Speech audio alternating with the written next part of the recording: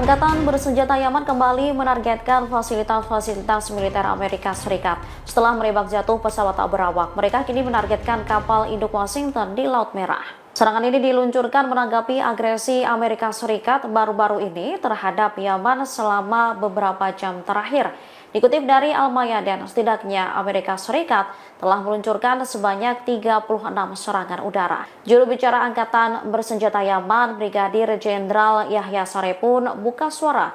Ia menyebut serangan dilakukan oleh Angkatan Laut, Angkatan Udara, dan Angkatan Rudal. Mereka melakukan operasi militer gabungan kualitatif, di mana mereka bentrok dengan kapal induk Amerika Serikat Truman dan kapal perang pendampingnya di Laut Merah Utara.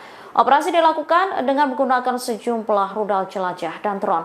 Pertempuran pun berlangsung selama berjam-jam dan diklaim berhasil mencapai tujuannya.